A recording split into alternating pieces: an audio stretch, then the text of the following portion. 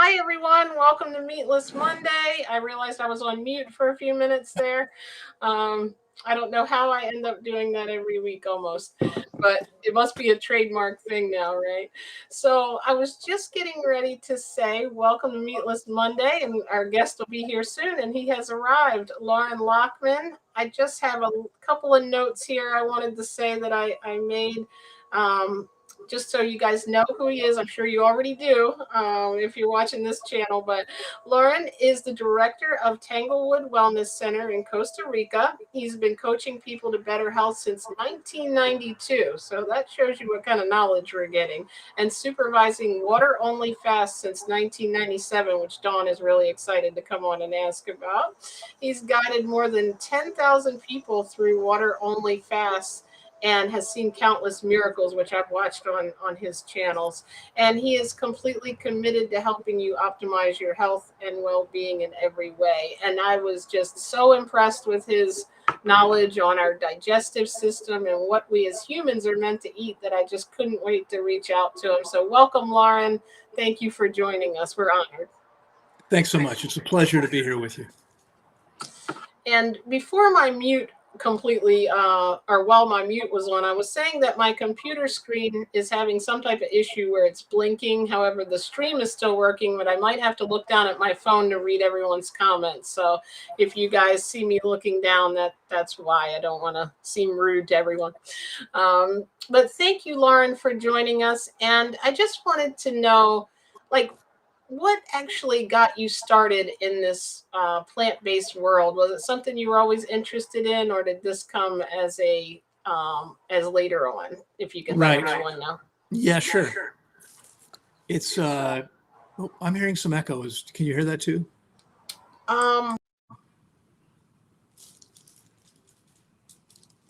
don't hear it on my end. I wonder if there's a tab open. Actually, it's better now. Okay. Good. Great. Yeah. So I think, it's probably a fairly common story, but I got very sick. And even, you know what? Let me back up a little bit more. I grew 10 inches in my 14th year of life without gaining a pound. Wow. So I shut up. I looked like a stick with a nose. And, that's the time when hormones are kicking in. I'm wanting the girls to find me attractive, and I look like a stick with a nose. And so I thought if I start studying nutrition, I can learn how to be healthier and, build some muscle mass. And that was really the impetus behind it. And I began studying nutrition at 14 because of that. At some point along the way, I realized, I think by the time I was 18, that I was probably going to be vegetarian. I'd never heard the word vegan at that point, but that I was going to give up eating meat. And I didn't really feel like I was ready yet. And then at 23, after I graduated from school, about 6 months out of school, I found myself very sick. And I got worse with 3 years of medicine. It finally dawned on me that medicine really is only about suppressing symptoms, and that the people I was working with, who were good people who meant well, they didn't really know much about health, right? It was all focused on suppressing symptoms. And so at that point, I made a decision to walk away from medicine and to take it on myself. And I've never looked back. I have not seen a doctor since I was 26. Wow. And I'm now 62, so it's been a few years. With the exception of trauma. With the exception of for trauma, I've been in emergency rooms various times. I'm not as active as I'd like to be because I don't have as much time as I used to have. But when I can, I still like to surf and body surf and mountain bike. I have a motorcycle and a quadricycle, rock climb, hike, etc. And so I sometimes injure myself, and I've needed. On a few occasions, I've needed the emergency room. But that's the only type of medicine that I've consumed in 36 years. And I don't intend to ever go back. Oh, that is, something else. And so many of us, I guess we're brought up like I was for 42 years and being told that, don't do this, consult your doctor. And you realize that, like you said, they're a blessing to be there when we need some type of, emergency care. However, absolutely, prevention and eating our optimal health, I hear from a lot of people that they're not trained on nutrition, and some nutritionists even are not trained how our body is meant to eat, so it's very difficult out there to find information, which is one of the reasons why I love bringing people who know, quote unquote, the truth on here to share their knowledge, with Yeah, I mean, it's a really, really important point, Jen. And I think, for people listening, if you're not aware of this, the average doctor graduating from the best medical schools in the world today will have had on average 1 3-hour lecture on nutrition. That's it. And I think, again, just for a little bit of history, in 1910, the world's first billionaire John D. Rockefeller, began investing in pharmaceuticals. And pharma took over medicine. Medicine used to be about helping people heal, helping people be healthy. It ceased to be that. I mean, there are still doctors out there who want to do that, but they've been brainwashed to believe that the only tools that are viable are drugs, which are all toxic substances that can never make anyone healthier, and surgery. And of course, there may be times where there's surgery. Even the American Medical Association estimated several years ago that at least 75% of surgeries were unnecessary. Okay. Wow. Yeah. And I totally believe that. 100% of medicines are toxic and are harmful to the people who take them. They suppress symptoms. They don't bring you health. Even nutrition. Medicine now controls, pharma now controls medicine and what medical schools teach, and they control nutrition programs as well. Because the last thing that pharma wants is for there to be healthy people out there. They don't, healthy people don't buy drugs. Okay. Their intention is to keep people sick. And it's a scary fact when you hear it. It makes so much sense though, because everyone else that knows, if you have a business, most of the time you want that business to keep running. And if people are spending money on these, it just makes sense. It's kind of like this well-oiled machine that's going on. When you finally awaken, when I found all this information, I just felt like, wow, like people are eating this food that they're told they're supposed to eat, and then it's making them sick, and then they're buying drugs, and then these drugs are causing side effects. And it just, I love when people just take control of their health like you did and said, you know what, I'm going to research this for myself. And Right. I was just wondering, when you finish your comments there, if you could just explain to people. I've heard you just break this down so easily, and I try to say it and I can't like you did. The digestive physiology, like why are we not meant to eat meat, basically? Well, why is this the optimal diet? sure. There's really so many things we could look at. Where to start? Let's start with the entry point, okay? Our mouths. People talk about the fact that we have canine teeth, and they liken those to the fangs of an actual meat eater, because meat eaters have fangs, have the teeth to rip the flesh off a bone. Okay, if you've ever played with a kitten, chances are good you've had some blood drawn, because if a kitten nips you with its actual fangs, it's going to easily draw blood. And their jaws aren't very strong. They're little tiny things, but it's easy to break your skin. You can take your finger and put it under your canine tooth and bite down as hard as you can. It's going to hurt long before you draw blood. Okay, it's not going to happen. You're not going to get blood drawn, because our teeth were designed to rip the flesh off of an apple or a pear, not to bite through the leather hide of an animal. Okay, animal skins are thick, dense, and it requires something very, very powerful to go through them. If we look at the digestive enzymes in the mouth, our bodies secrete in the mouth only salivary amylase, which is a starch splitting enzyme. Okay, we don't have anything in the mouth to digest protein, okay, to begin protein digestion. If you think about, let me jump ahead a little bit, because one of the things I'm hearing now from people eating a carnivore diet, which is, it's ridiculous, it's crazy. But these people say, well, humans have the same stomach acid as carnivores, the most powerful acid on the planet. And it's true. We have the exact same acid in our stomachs, but that doesn't mean it's going to do the same thing. And this is easy to see. Think about a snake. I don't know if you've ever seen a snake eat a mouse. You probably have. Okay, the snake will swallow the entire mouse, and over the course of several days, you can watch as that lump in the snake disappears. It digests the entire thing, bones and all. Okay. If we swallow one piece of corn or one sunflower seed, it's coming back out of our bodies exactly the same as when it went in, maybe a little bit more aromatic. But that's it. We can't digest even one piece of corn, one kernel of corn. Okay. And it's because while we have the same hydrochloric acid, the exact same hydrochloric acid in the stomach, that doesn't matter. It's pH 1. It's 1,000,000 times more acidic than this spring water. Okay. But it's important to understand that's not the factor you have to look at. When you think about the stomach acid being secreted into the stomach, it's not there in a vacuum. It's not there by itself. The stomach acid is there with some water, with digestive enzymes, et cetera, et cetera. And so what's important is not the pH of the acid, which is 1, but the concentration of the acid.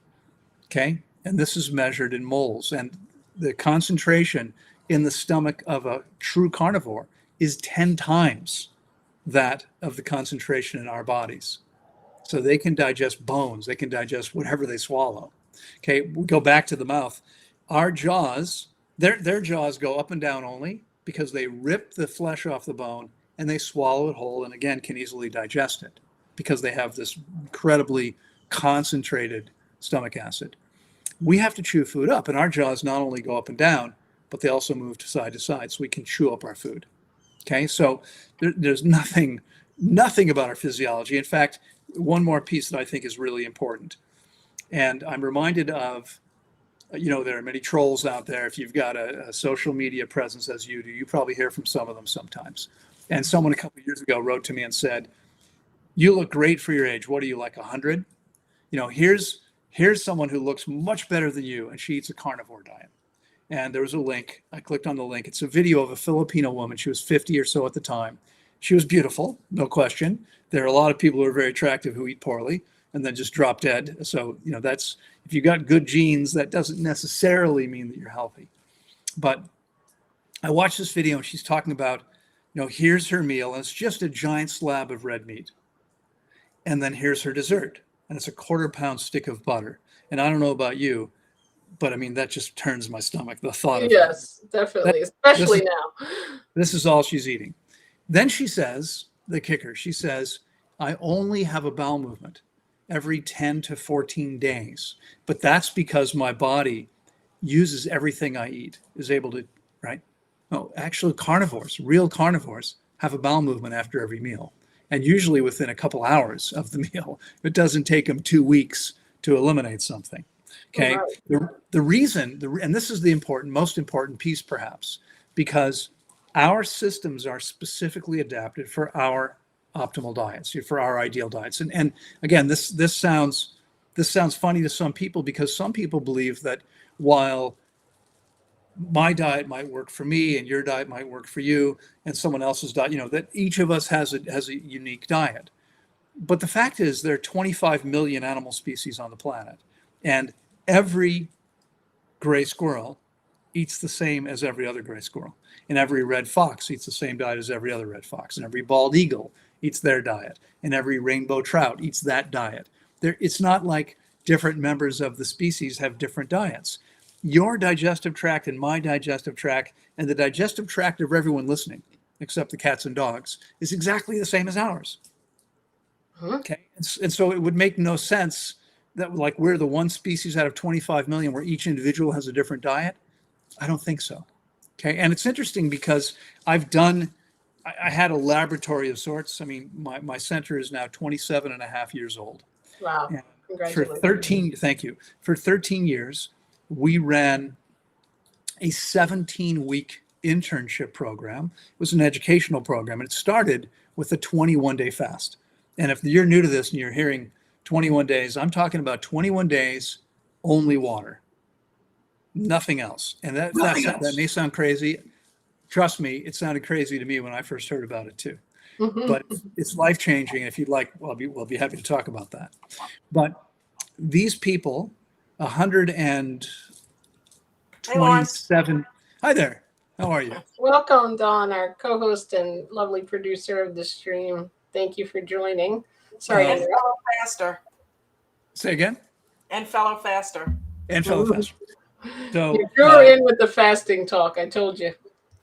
These 127 people who went through this 17-week program with us, and they ranged from 17 to 72. They came from all over the world. They all had different blood types and different religions and different backgrounds and different color skin and everything. They weren't the same. They weren't homogeneous in any way. And what happened? Every single one of them thrived eating the diet that I recommend. And that's not always true. I mean, a lot of people adopt the diet I recommend and don't thrive. Why? Because the diet that our bodies were meant for is a lot easier for the body to digest and process than anything most people are eating. Okay. And what that means is when people switch to a truly species-specific, species-appropriate diet, the body's able to begin detoxifying at a rate it wasn't able to before. Some people think, oh, this diet's not working for me. I don't feel well. No, the diet's working perfectly. Your body is finally able to get rid of 30, 40, 50, 60 years worth of garbage. Okay. When we take these people through a 21-day fast first, and they get all that garbage out of the body, and then they go to the diet, every single person thrived. Every single one of them, no exceptions. Okay. So, I mean, again, in context, to the comments I made a minute ago, our digestive tracts are exactly the same. Why wouldn't we eat the same diet? Okay. So I think the reason that, the biggest differences between, let's say, the three of us here, the biggest differences in our digestive systems are how much we've damaged them in the years we've lived up until now. Okay. Mm-hmm. And whether they've been able to recover or not. But they were set up pretty much exactly the same. Okay. And so it would only make sense we would have the same diet. I was gonna bring that up, and I'm glad you covered it about the blood type, because I hear from many people, I can't eat that way because of this condition or that condition or this blood type. No, there's no science to support that notion. In fact, if you look at other species also have different blood types, and yet guess what? Every member of a species eats the same way. Okay. Mm-hmm. Let me here. I have some thoughts about this whole blood type thing.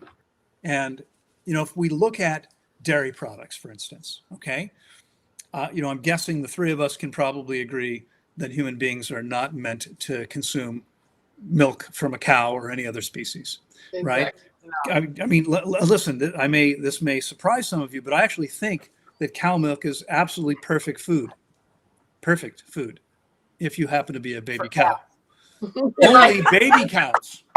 Only cows. Right. I mean, no other species continues to consume milk once it's weaned, once it gets past infancy. Okay. So our bodies make lactase. And then by the time that most humans are 4 or 5 years old, the body stops producing this enzyme to break down milk sugar. Why? Because we're not meant to consume any more milk. We're meant to consume it for the first 3 or 4 years of life. That's it. We don't need any more. And of course, the milk of a cow. I mean, think of a cow. A cow from birth to 1 year grows roughly 10 times its birth weight. A human grows 3 times its birth weight. Okay. Cow milk is set up to do something completely different than human milk is. It's terrible for us. We can't break down the proteins very well. It creates all kinds of problems. Okay. And so we have to understand that there is a food for every species, and this is not the food for us. Absolutely not. It just doesn't make any sense for us to be consuming this stuff. And I guess now, if you could just tell us a little bit about, like, what is the actual diet that you believe is I know definitely, like we said, we could never handle raw meat. We don't get excited about going over the side of the road and biting an animal. Like, what is it that, from your experience and your knowledge and research, what is it that we are meant to eat? Well, think about it this way, okay? At Tanglewood, by the way, this is not my pink bedroom. I'm visiting my mother. This is my mother's guest room in Houston, Texas. You know you like pink. I love pink. This brings out my feminine side. So across the street from Tanglewood, there's an orange orchard, and then right next door, there's a big farm with lots of pasture where they keep dairy cows. And those cows, there's no factory farming. This is in Costa Rica. These cows wake up on a giant field covered with grass and lots of trees, and they think, holy crap, I died and went to heaven. I'm surrounded by grass. Okay. This would be like me waking up in a mango orchard or, a durian orchard or something like that. Ant eaters, you and I look at ants and we go, I don't think I want to eat that. Right. Ant eaters go, well, yeah, there's nothing tastier than an ant. I mean, this is the way it's set up. Every species is naturally attracted to the things that it's meant to eat.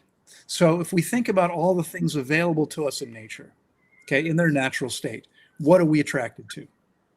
Has anybody ever walked by a little green plant growing and thought, man, that thing looks delicious? I don't think so. I mean, we might have learned that they're good for us, and we might believe that, but there's nothing, they don't look delicious to us. Okay, here that we'll go even further. Have you ever walked down the beach and seen a pile of seaweed on the sand ahead of you? Does your mouth start watering? A, or B, are you thinking, I'm going to try not to step in that? Right. It's not, we're not naturally attracted to seaweed. It's not, we can eat it, but it's not what we're meant to eat. The things that we're naturally attracted to are the things that make our mouths water. What is that in nature? Well, it's fruit, primarily. Okay, we are natural frugivores like our bonobo and chimpanzee cousins with whom we share 99.6% of our DNA and almost our entire digestive tract, almost exactly the same. Okay, and so the crazy thing about this is that most people listening, or many people are going to have been told, yeah, but there's too much sugar. That's bad for you. If we eat fruit, we're going to be getting way too much sugar. We should eat a little bit of fruit. Fruit's not really food. It's a snack. It's dessert. Actually, our bodies run on sugar. Okay. And because fruits contain ample water and fiber, if they're fresh and whole, right? I'm not talking about fruit juices, because when you take the fiber away, now we've got 3 to 4 times the glycemic load of the fresh fruit. Okay. If we take the water away, so we take a grape and we dehydrate it until we have a raisin, we went from 82% water to 22% water. What happens? Well, the raisin's a lot sweeter because the sugar is much more concentrated. And now it has 3, 4, sometimes 10 times the glycemic load, dried fruits, of the fresh fruits. So I don't know if you know anything about glycemic load. It's a measure of the how much impact something is likely to have on blood sugar. And I say likely because, again, there's 3 of us on the screen. It's going to be different for each one of us. Our bodies are going to react differently. But it's a measure of what's likely to occur. So almost all fresh fruits are in the bottom part of the low range. Low is 0 to 9 on the glycemic load chart. Almost all fresh fruits are going to be 3, 4, like that. Mangoes and pineapples are going to be 8 or 9, still low range, still low glycemic load. Bananas, durians, jackfruits, mame sapotes, persimmons, cherimoyas, things that are very sweet, are going to be moderate glycemic load. There are no fresh fruits that are high glycemic load that I'm aware of. But if you look at, so high is anything over 20.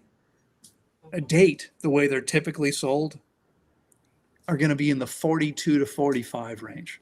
20 is high. It's exceptionally high, right? Remember, fresh fruits are typically in the 3 to 4 range, and dates are in the 40 plus range, 10 times the glycemic load.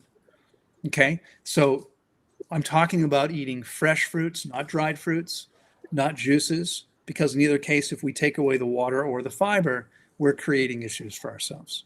Okay, it doesn't mean you can't ever consume dried fruits or ever drink juices. It means you should be focused on fresh fruits. That should be the dramatic majority of what you're consuming. What I was going to say too is, and you also in your wellness center, I've listened to your videos. Like there is room for some leafy greens, like lettuce. Absolutely, yes, absolutely, yeah. We are, again, if we look at our cousins, the primate cousins, they will eat fruit, and sometimes they'll eat fruit with, leaves with the fruit. The key is they should be soft leaves, tender leaves, without strong flavors. Okay, and so what about baby kale and baby spinach, that type of thing? Well, Baby kale and baby spinach are definitely better than mature kale or mature spinach, but they're still, Right. really the best thing would be lettuce, and there's about 24 different varieties. Okay, but lettuces are going to be better because they are easier to digest. There's actually studies, and I love it when science catches up. I've been teaching this for 30 years. We should be consuming things that we can easily digest. So, people, I mean, kale, the superfood, right? It was the first real superfood that was pushed. Actually, I think broccoli came first, and they went to kale. But there are studies that look at how much nutrient we're actually getting from the kale. And they looked at, in various studies now, have looked at how people do getting vitamin A from the carotenes in dark leafy green vegetables. And then comparing that to how they do getting them from mangoes or papayas. Or carotenes make orange fruits orange, but they also are found in leafy greens. And so what they would do is they would take a specific serving size of kale. They've also done broccoli and a few other things. And then because we need vitamin A, the body converts carotenes to vitamin A, right? They call them vitamin A equivalency units, how much you could get from that serving of kale. Then in a different date, they take the same people, and they've done this with quite a few people, and they give them a specific serving size of mangoes or papayas, and they look to see how much vitamin A can you get from the carotenes there. In the end, what they found was that the average person gets twice as much from the fruit as they get from the vegetables. But here's the kicker. The vegetable portion had twice as much to begin with. So it's 4 times easier to absorb it from the fruit. Okay, which is why, people out there, you have to eat kale. There's a lot of people out there, even in the raw vegan community, you should have to be eating, these cruciferous vegetables. Cruciferous vegetables contain anti-nutrients. Okay, they contain anti-nutrients. They contain nutrients, anti-nutrients, things that actually damage your thyroid. They contain nutrients that make it hard substances that make it hard for your body to actually assimilate some of the nutrients that we need. This is the problem with iron, right? And some of these other things, they contain oxalic acid. So if we're eating spinach or kale that has a lot of oxalic acid, and they do, we're not going to absorb the minerals we need very well. It prevents the uptake of minerals. So we're actually better off consuming something that has fewer nutrients, but that we can actually digest easily. And that's lettuce and other soft leaves without a strong flavor. Now, the reason that's important is because all plants want to survive so they can reproduce. Every organism on the planet wants to make as many copies of itself as possible. Like humans are the only species that checks that desire. Like we're like, no, I can't do that. Right? Every other species is going, yeah, I'm going for it. All right, here we go. So the plants, if you think about a woody plant like a tree, there aren't that many things that are going to eat a tree. So once a tree is mature enough, it's actually pretty well protected. And we have trees in the tropics in Central America that have big spikes on them, making it very hard when they're very young. They have these big long spikes. So when they're still green and tender, it's very difficult for an animal to eat them. It would be painful.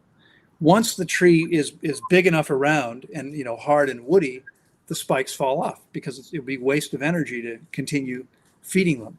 The tree doesn't need them anymore. Okay, but soft, tender green plants, they don't really have any mechanical protection. So what do?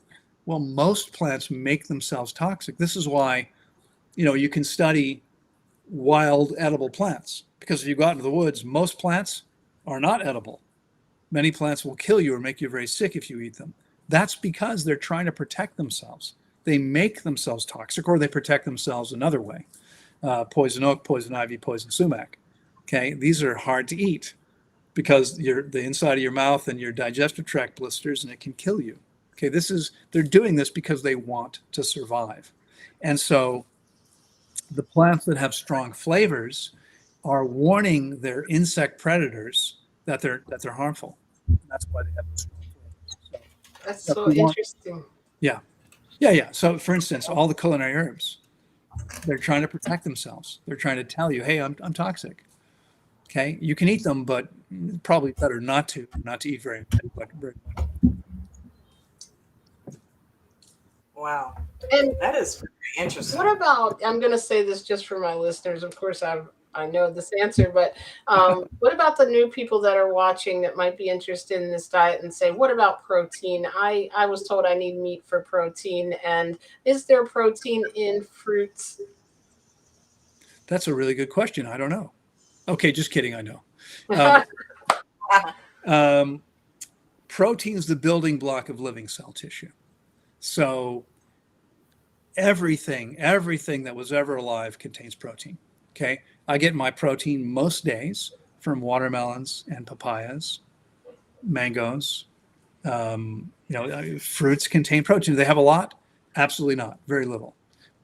But it's interesting. I was actually just giving a lecture about this a few hours ago. And there's again, the history most people don't know. But about 110 years ago, the Food and Drug Administration of the U.S. set out to, or USDA, whatever, they set out to, it was USDA, to determine how much protein the average person should be eating, right? They still publish the recommended daily, they might call it something else, but used to be called the RDAs. And the RDA for protein was determined by taking a bunch of rats and seeing how much protein they thrived on. So, wow. Ladies, raise your paw if you're a rat. We're not rats. I mean, we're not rats. There are some studies you can do using other species because our systems are actually very, very similar. Okay, there's only one central nervous system, the design that's been found with 25 million species. Okay, the reason that people who have low thyroid function, they have two basic options. In the U.S., you can take Synthroid, which is a product that's made in a laboratory to replace thyroid hormones, or you can take Armour thyroid. And you're both probably too young to remember Armour, but when I was a kid, we saw commercials for Armour hot dogs all the time. Armour, I do remember. Armour is a giant pork producer. Okay, Armour thyroid is thyroid hormones extracted from the thyroid gland of a pig. They're killing pigs to make food. They want to sell everything they can to make it more profitable. Okay, the reason that it works, and many people actually do better with the natural pig hormone than with the synthetic version, because it's a real thing, and because our systems, our thyroid glands are exactly the same. They're essentially identical. In fact, we talked about being 99+% identical to the chimps and bonobos. Genetically, we share about 96% of our DNA with a pig. And I know some people that are even closer than that. But the point is that the systems are very similar, right? But we're not rats. And how much protein a rat needs is quite different than how much we need. But this is what they did. And then once they determined how much protein a rat needed, they wanted to be conservative. They wanted to be safe, they said. So what do? They doubled it. Okay? But they weren't done yet, because that's when the lobbyists from the meat and dairy industries came calling. And those lobbyists said, hey, guys, do us a favor, right? Do us a favor. So what do? They doubled it again. Okay, so the RDA for protein for humans was derived by taking the amount of protein a rat needs and multiplying it by 4. Okay, no one needs that much protein. Yeah, if you want to talk about this, a little bit more. Now think about this. If protein's the building block of living cell tissue, when would humans need the most protein? When they're first born. Exactly, when they're infants, right? I'm going to predict, Dawn, that you were 7 pounds 1 ounce when you were born, and Jen, you were somewhere around there. 6 pounds 11 ounce. The average baby's 7 pounds. Yeah, that's the average human baby is 7 pounds, and the average human 1-year-old is 20 pounds. So again, I was like, that's a talent. We may have to put you at the carnival. We roughly triple in size in the first year of life. Okay, what's the perfect food for a human baby? I'm going to say mother's milk. Of course, human breast milk. Okay. Now, if a baby's tripling in size, do we ever do that again, by the way? We ever triple in size again? Most people try not to, right? It doesn't happen. In the second year of life, the average baby goes from 20 pounds to 26 pounds. They grow 30%. not 300%, 30%. Okay, we never grow that quickly again. So in that first year of life, when it's only breast milk, must be mostly protein, right? Breast milk must be mostly protein. I wonder if I can find the piece of paper I used earlier, because I wrote this down. You know, if we ask people to guess, I asked people to guess at a lecture today how much protein human breast milk has. And people guessed 50%, 25%, 10%. And I like to do this on a piece of paper, and I'll show you why. Let me see if I can find a piece of paper here. Yeah, there we go. Did you bring somebody else in, or is that you? Yeah. You know what? Can you hear me? Yeah. Okay. My computer was doing something weird, so I thought I might need to come in on the phone. But you can take me out. It looks okay. I'll just deal with not seeing the screen. Sorry about that. I thought it was kind of cool that Sorry you about were disappearing and reappearing again. Yeah, that's what's happening. I'm like, I look like I'm a magician over here, but that's okay. Exactly. The focus is on Exactly. you, so I figured, you know what, it's okay if I'm vanishing. I didn't know I was going to be on a magic show. So how much protein is breast milk on average over the course of a year? Can you see that? I don't know that though. Can you see that? Oh, let me see. I'm legally blind, so Okay. I'm looking on my phone right now. All right. It says 25%. But what I like to do, I like to show that, and then I say, oh, shoot, I forgot something. I forgot the decimal point. Okay. Human breast milk is 2.5% protein in the first year of life on average. And we triple in size. Okay. The average adult consumes 20 to 30% of their calories from protein. Is it possible that we need 10 times more protein as fully grown adults than babies tripling in size? I think not. Okay. Exactly. And a 2013 study made it very clear that the more protein we consume, the faster we age and die. Okay. wow. More recent studies have shown that the more animal protein we eat, the effect is even magnified. So one study suggested that if we're getting 30% of our calories from animal protein, we have 3 times the rate of a whole long list of diseases. If we're getting 30% from plant proteins, we have twice the rate of those diseases. So excess plant proteins also harmful, but animal proteins are much more harmful to us. Okay? Interesting. Wow. That is surprising. Hello, Vaughn. Welcome to the stream. He said, what? Like, surprisingly. Yes, this is all something I learned like years ago, and it definitely will startle you like your first time hearing it, because like everything you've been told is not really the way we're meant to eat, because we're told we need to have meat. You know what I mean? Thank you for joining us. I appreciate it. Hey, Vaughn. How are you? I think Vaughn might be a woman. Oh, okay. Vaughn, you're a woman, right? I just want to make sure. Well, you know him from your stream. Thank you. Yeah. Traitor. All right. I want to be a project of yours, Lauren, because when I was 41, I ended up coming down with, I was wearing contact lenses, and I had worn them for like 20 years. And one morning I woke up and it felt like something was in my eye. Yeah. And I kept trying to get it out. And before I knew it, that eye had like a blind spot in my central vision. Oh, wow. Yeah. And then it was weird because it didn't happen in my right eye until maybe a week or so later. Okay. And it's always twice as worse in my left eye than it is. But these are still present.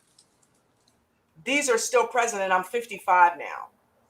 So it's and now it's weird because it's like I'm looking through, you know what television snow looks like? Sure. That's what my vision is like. And with no central vision at all. Yeah. The snow is thickest there. Yeah. And everywhere else, I can see, I can walk around, I can park a car. But it's snowy. I had a client years ago. I'll tell you an amazing story. We talked about miracles. Jen mentioned there were miracles. Here's one. I met a woman years ago. I was in Virginia Beach, walking into the health food store at the main intersection right on the beach, and I almost walked into a woman walking out. I didn't realize she was blind. She was legally blind. She could see there was an object in front of her, but she couldn't see that it was a human. We started talking, and she wound up fasting, changed her diet, learned some exercises to reduce the tension in her eyes. And she went from being legally blind to driving a car I saw your video on without that. glasses. That's why I'm so driving a car. Yeah. Yeah. I mean, she hit a lot of stuff, but no, she didn't. No, she didn't. She went from legally blind to 20/20 uncorrected vision. Okay. That is And amazing. yeah, and she opened a center, and I've lost touch with her. I moved out of the U.S. More than 19 years ago. I moved to Central America, so I don't, I didn't keep up with her. I don't know what's happening now. While she was there, she opened this center in Virginia Beach, Virginia, to help African Americans with vision problems. She was African American, and she had me come in twice to teach a full day seminar. As a result of that, to her people there. As a result of that, I wound up fasting 2 small groups of blind people. These were all people with very serious vision issues, and one of them had an issue where, like, if you were looking at each other, she could see you, but there were big holes in her vision.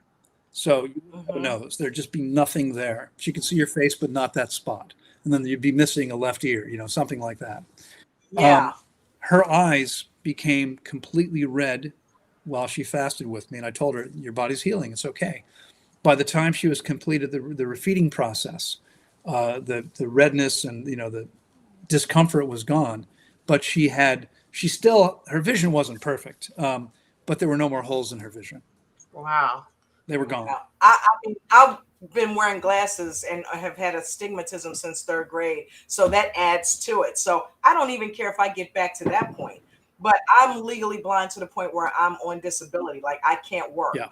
Like, it's that bad. Well, so, are you ready to get healthier? I am. Let's make it happen. And I fasted for 20 days on my own once. I watched a couple of Jason. That's illegal, videos. but I'm not going to tell anyone. I know. And just I was able to do it, and then I've done it for 2 weeks at a time, where I'm just drinking water, and in the morning I'll put 2 teaspoons of moringa powder, organic moringa powder, in a bottle of water, and I'll drink that down, and then that's all I have for that. Okay, well, if you do it again, no moringa powder. Okay, I said before you came on, only water. Okay, you can't add anything to it. As soon as so when we eat food, the way the body works, we eat food is we're chewing the food up.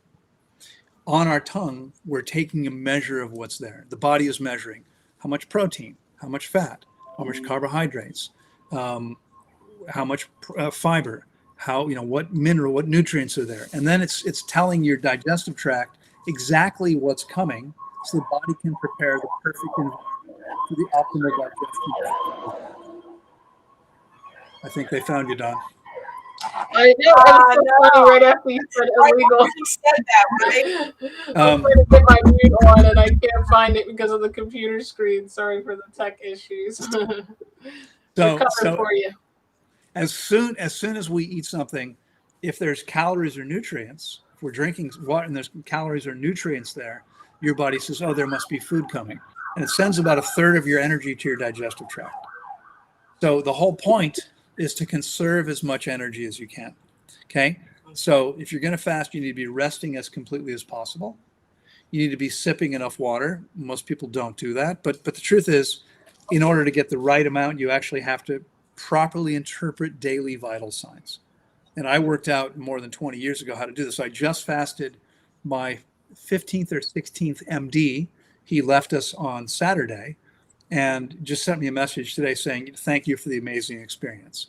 I'm teaching these doctors how to interpret vital signs, stuff they're not learning in medical school. Okay. But it actually allows us to see whether you're getting enough water or not by simply properly interpreting the numbers. And if you do, I try to drink a gallon a day. Well, if you do it correctly, that most people need about a gallon a day at the beginning of the process. But how much people need goes up as the process goes on. And again, it's not just how much, it's how you're doing it. Okay. But I mean, here's the thing. Doing it, here's an analogy I think that works best. Do you have kids? I do, but she's 27. She doesn't live here. That's okay. This still counts. My question was going to be, would you, how about you, Jen? Any kids? No, just a Okay. kitten. Okay. Okay. All right. Well, when you birthed that kitten, you probably didn't do that. Not many women, childbirth is a completely natural process, but not many women would consider doing that without someone knowledgeable present. Even though it's a natural process your body was made for, most people are going to want to, if not a doctor, they're going to want to have a doula or, somebody there who actually Right. has experience and knows what should happen, knows what's okay, what's not okay. It's the same with fasting. Fasting is a completely natural process. Every species on the planet fasts when sick enough or badly enough injured, right? And again, I mean, this is like the foundational piece that I think most people really don't understand, is that healing is a biological process. So I was giving a seminar in Belfast, Ireland, and I said to the group, there's only one thing on this planet that can heal your body. And a very hopeful voice from the back of the room said, "You? No, not me. I can't heal you." Okay. Only your body can heal your body. That's it. Okay. And, I mean, I'm saying this because people will tell you that raw vegan diet heal their body, juice fasting heal their body, supplements heal their body, superfoods heal their body, drinking their own pee heal their body. Nothing can heal your body except your body. And what makes fasting so powerful, and the reason every species does it, is because cleansing and healing, detoxification, growth, repair, these processes take a lot of energy. And so when the body is badly enough injured, it doesn't want food. Okay? It doesn't want food because it knows it can't put all the energy into processing food and still do what it needs to do. And so instinctively we lose our appetite. In fact, most of us, when we were kids, if you got sick, you probably didn't really want to eat. And your mother probably made you eat because she thought you needed to. Okay, your body knew better than your mother. Okay? That's probably why Tux didn't want to eat and why Menu didn't want to eat when she was feeling weird. Mm-hmm. Yeah, that's what happens. Animals know. Like, that's what's impressive about what you said and what made so much sense about about this diet is that instinctively we've had all this stuff clouded into our mind and we're not doing what our body is telling us and letting it heal. And we think because we feel good and we're losing weight, like with keto diets and these crazy things, it makes people think they feel well, but inside their body is being damaged and not healing at all, and I think that's what's important about this, that you're telling us is you're right. Our body does what it's supposed to. Exactly. I mean, Jen, you're onto something here that's really critically important that most people don't understand. Here's the thing. You said when people do a keto diet, they think they feel better. No, they actually feel better. Okay, they do feel better. But first of all, let me point out that feeling better isn't necessarily the end all and be all. Okay? I mean, if you want to feel better in 10 minutes, I know a guy who's got heroin. Okay? You will feel better. I promise you, you'll feel better. Okay? Is it helping you? No, not at all. Feeling better isn't the key.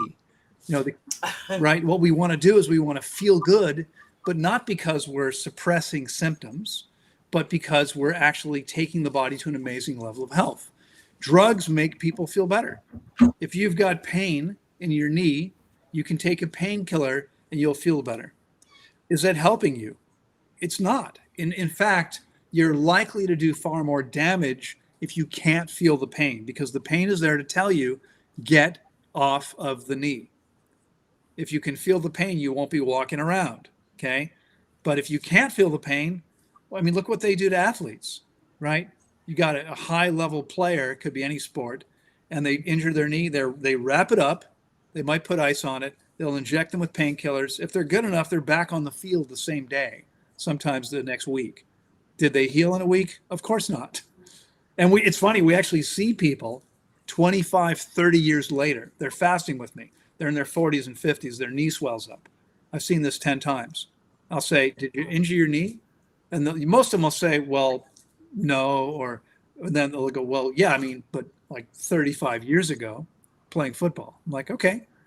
And you were good, weren't you? Like they put you back on the field within a week. Yeah, I played the next weekend. Well, it never healed. It's healing now. Your body's been waiting for the chance to heal it. Okay. And, people talk like inflammation is the problem. Inflammation is part of the solution. Symptoms are not the problem. Symptoms are evidence your body's cleansing or healing.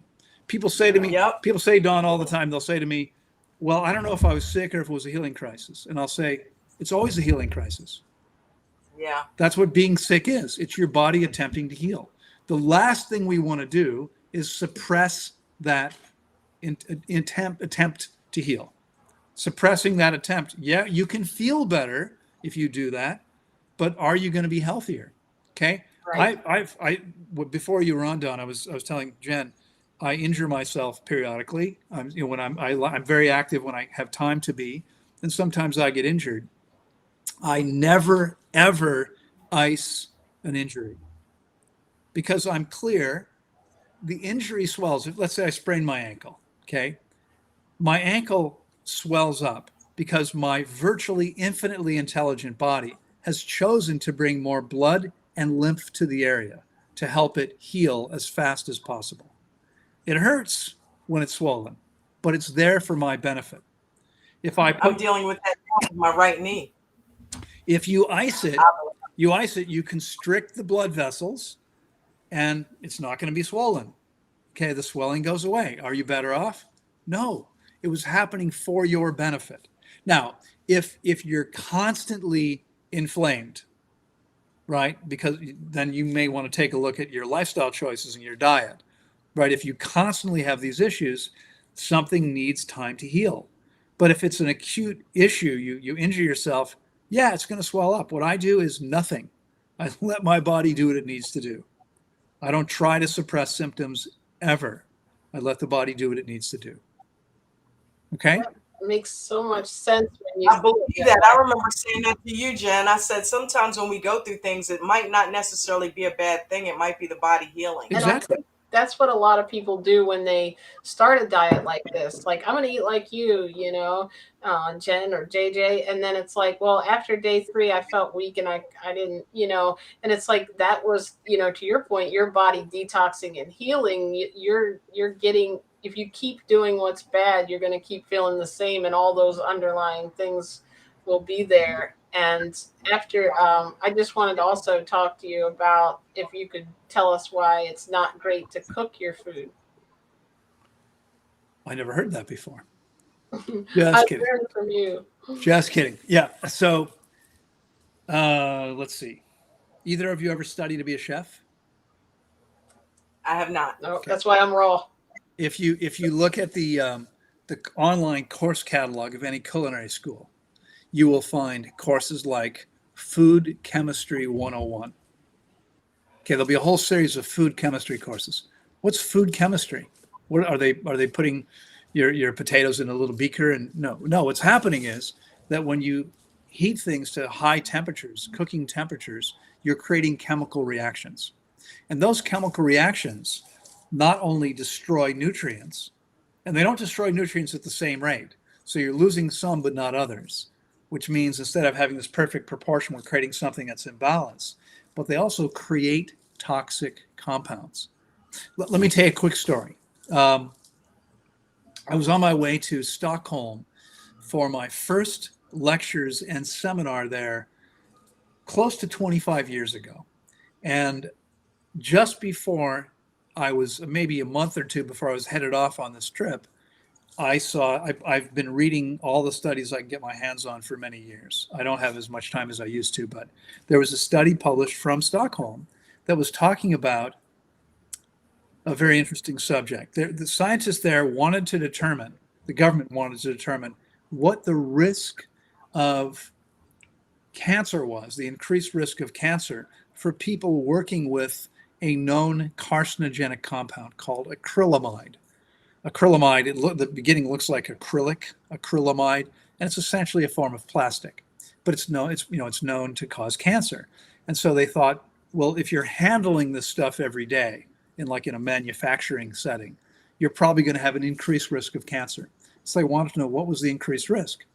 Well, when they completed their study, what they determined was that there was no increased risk. That is, the people handling it did not have more incidence of cancer than everybody else. That didn't make any sense. And instead of going, okay, we did a good job, they thought, why not? Right? They asked the next logical question, why not?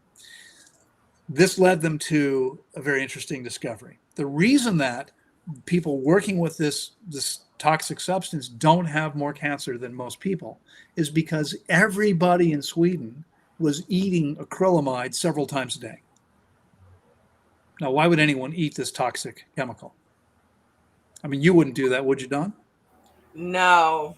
Ben, how about you? You would never eat acrylamide, would you? Never. Are you sure?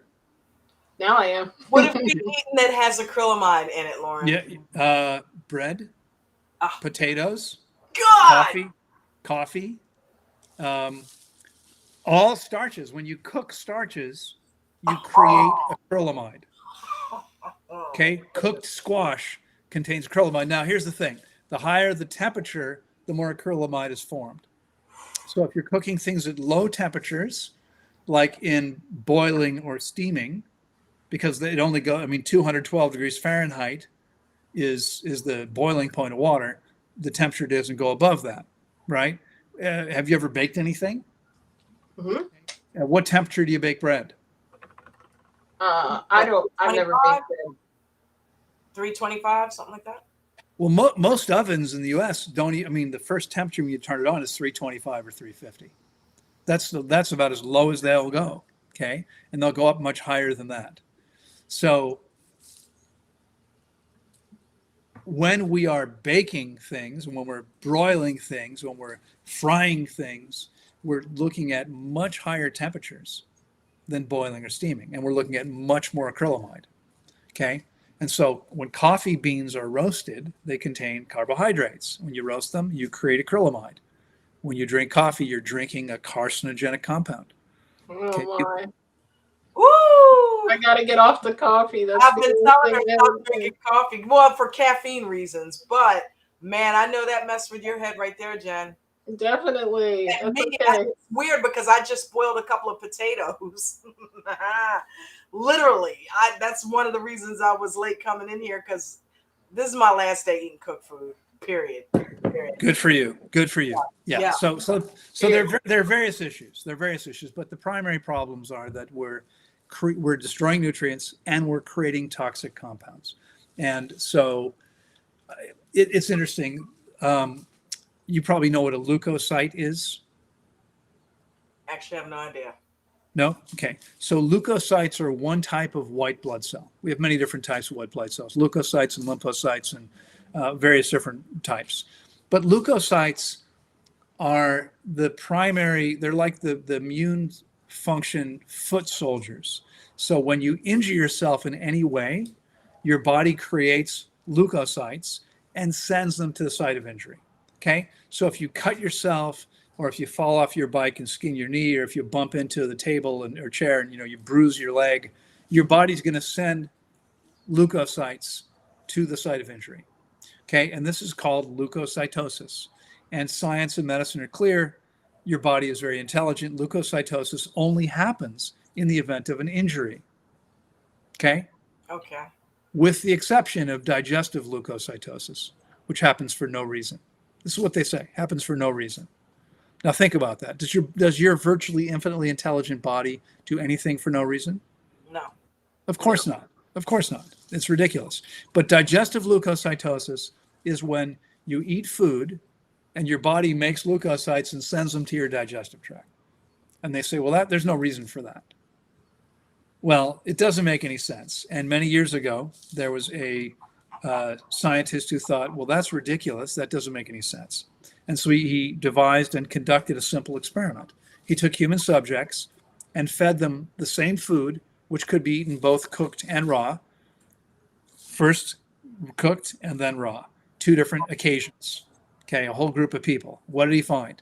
Digestive leukocytosis only happens in the presence of cooked food. Cooked food. Exactly. Wow. Okay. Wow. So let me say it this way. Every time you put cooked food in your mouth, your body reacts as if it's been poisoned. But here's the thing. It only does that because it has.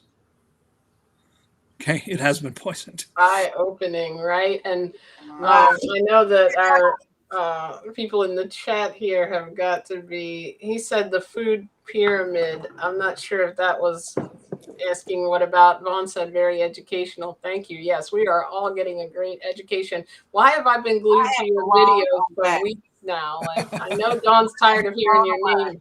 Every day I'm sending her a new video. Last night I found the one with the eyesight, and I was like, I told her, I said, I want to fast with him. Can we go to Tanglewood, or what do we have to do? I want to do it. Come on, let's make it happen. We can talk about that offline. I mean, the process, you know what, you give me an opportunity. So the process is simple. And if you want to fast with me, there's two options. First of all, you can come to Tanglewood. Obviously, so we have a beautiful retreat center in Costa Rica. It's on 37 acres.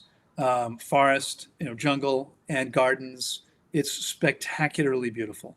We have invested a ton to make it as beautiful as possible. We have flocks of parrots and parakeets. You might see some macaws. We have monkeys on site all the time. It's a truly beautiful place. There's a beautiful saltwater pool. I mean, all the the rooms are comfortable. The space is beautiful. It's all organic food when the time comes. We can't guarantee 100% because our organic providers are hours away. It's not easy to get all organic in Costa Rica. And so we actually have several distributors that come to us, but they're coming from hours away. If we run out tomorrow of something, let's say we have a bunch of bad watermelons, we may have to go buy them locally, and we can't guarantee they're all organic. But we strive to buy all organic. When we were in the US for the first 6 or 7 years, we were 100% organic. That was easier to do. We have spring water bubbling up out of the ground on site. That's the reason I moved there. The water is amazing. The air is clean. We have 1 or 2 vehicles passing by the property per hour. That's it. It's like we're in the middle of nowhere in this beautiful, pristine place, and it's incredible. And you're with a community of like-minded people. And I have a whole team there. I have about 18 full-time employees, and I have a team of volunteers there to help guide you, to help make sure you're okay and you have your questions answered. And you don't have to do anything. My staff cleans your room. They wash your clothes. They feed you when it's time for you to eat. You just rest. We take your vital signs every day to make sure you're safe. You and I speak every single day about what's going on, what those numbers mean, what you need to do, how you're feeling, what that means, all of that. You can do that at Tanglewood. Alternatively, and so I'm working now with a single mother who doesn't really want to leave her kids. And so she's fasting with me at home, from home. And we speak, I have group Zoom calls where I'll have up to 6 people on a call, plus me. It's an hour-long call, so there's 10 minutes to talk directly with each person. I mean, usually what happens is it takes 3 or 4 minutes to go over your numbers, et cetera. And then we can talk maybe about some days about something that's of interest to everyone. And it's fascinating because, again, you have a little community. You're connected with people. You're learning not just from your own experience, but everybody else's. And it's amazing to see what happens for people.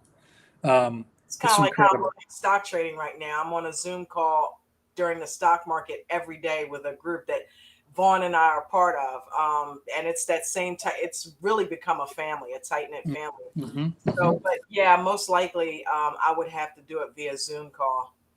Yeah. And of course, one of the advantages of that is it costs less. You pay me less and you don't have to travel.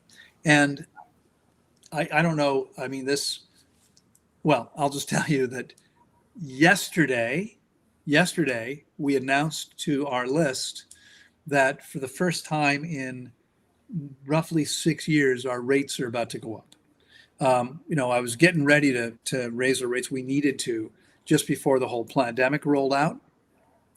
And then they closed the Costa Rican border for 6 months and no one could get to us. We had 3 clients in 6 months. It was a really challenging time. And I thought, we can't raise our rates now. We need to be as accessible as possible right now. And so we finally felt like it's time to do it. But there's a chance, anybody interested, if you reserve now, I mean by Sunday with payment, you can save quite a bit of money. Oh, that's great. Are you going to go over the costs on this, or do you want to talk about that offline? I'm sorry, what's that? Did you want to talk about the cost offline or? Well, it's probably I think, okay, so for anyone who wants to fast with me remotely, up until now for 15 years, it's been $500 a week for me to guide you, for you to talk to me every day. And it's going up to 700. It's going up to $100 a day.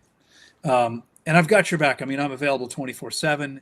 You get an email from me every day. There's education. I mean, I'm guiding you through the process. Afterwards, I'm still available to you. You get a written 6-week plan to follow. We have a 6-week follow-up call. It's a really powerful process, and you will take your health, if you're coachable and willing to do what you need to, you'll take your health to the highest level it's been at for decades, and for some people ever.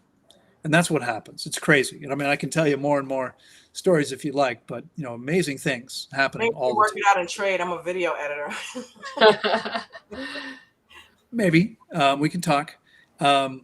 So that's one piece. And I'll link everything here in the, if you send it over to me, after the stream, I'll link everything. And also, could you talk about where to see those success stories? It's Instagram is the best now, right? And YouTube. Well, no, I mean, so on Instagram, I'm still live every Friday morning.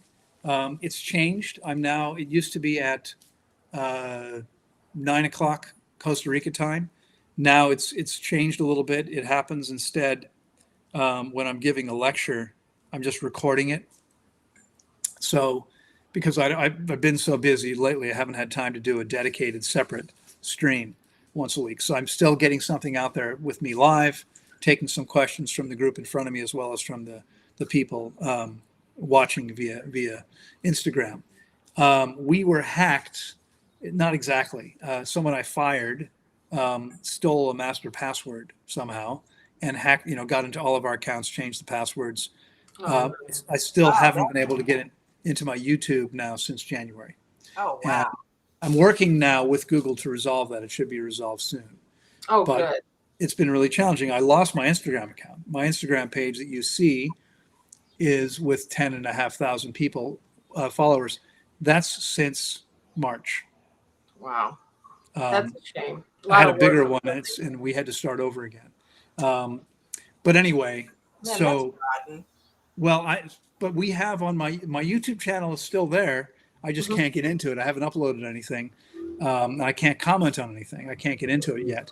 There's lots of great stuff there. That's where I found you, and I literally went through all the playlists, and you can see things from like 11 years ago I've seen. I think the oldest ones were actually 12 or 13 years 12 old. or 13. There's about 1,100 videos, and there's about 100 videos with clients talking about their experience.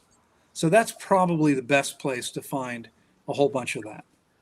Well, and I think about, if you think about your health and how much money you spend on, most people spend on medication, on healthcare, on, just so much stuff that some people, I know we spoke, to someone who's spending thousands of dollars monthly, even with your insurance, and then you're paying for insurance. So if you think about if you could heal, and get yourself to a point where you've got all this knowledge, it's so worth it to pay someone to help you get better than to pay someone to help manage it for life. Exactly. Yeah. Someone once said, you either pay now or you pay later. And later on, I mean, you're going to be sick and miserable. The average person my age, I'm about 7 years older than you, Don. The average person my age in the US takes 5 different medications every day. In 32 years, that's 5 different ones, different types, every single day. In 32 years, I've taken 2 ibuprofen, and that's it. And I have no intention of ever taking anything else. My body, I haven't been sick a day in 32 years. My body works better today than it did when I was 18. Okay. And there's nothing special about me. Okay. The only thing is my journey began when I was 14 years old, and I quickly realized that nature was perfect. And so while everyone's, people say to me, well, how can you say that? This guru says this. I'm like, I don't care what people say. if nature is showing me the same thing over and over again, I'm going with nature every time. Okay. Nature doesn't get it wrong. Okay. All we have, I mean, again, fasting works as well as it does because it simply allows us to get out of the way of these amazing self-healing bodies. So here's another amazing story. Quick one. About 2.5 years ago, I fasted a young woman. She had been in a terrible car accident in California just over 4 years earlier, and she was paralyzed from here down. She could move her arms, but she couldn't control her hands well enough that she was classified as a paraplegic. She had no feeling or movement in her lower body. She could move her arms, but couldn't control her hands. So she was in bed with 24-hour care all the time. And she found me. She worked with me remotely. She was in the Philippines at the time. She's still living in the Philippines. I think she's headed back to California soon. She just did a second fast with me. But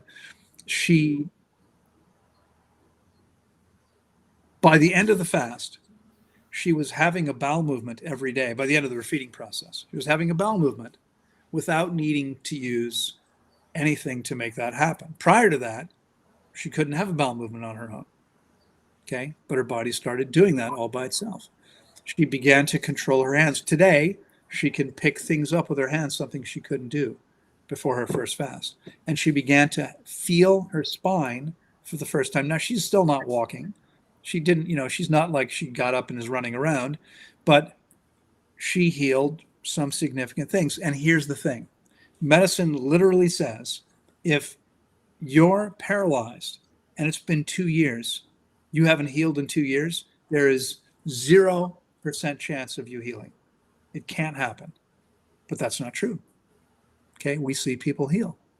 Okay, medicine says if you have hypertension, I'm sure you've got friends, both of you, who, if they're old enough, most people old enough are on hypertensive medications. Most people have hypertension, high blood pressure.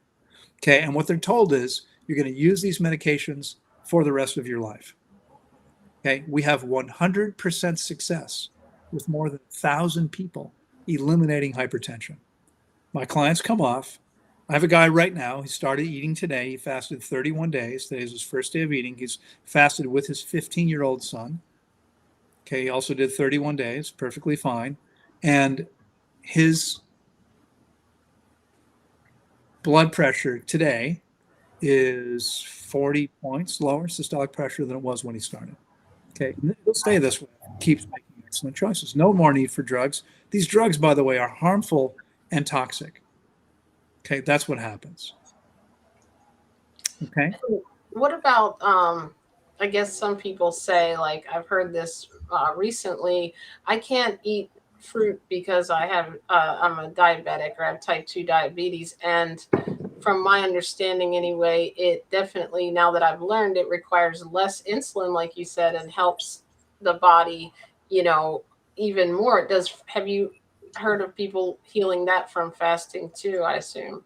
More than 125 type 2 diabetics, 100% healed off medication.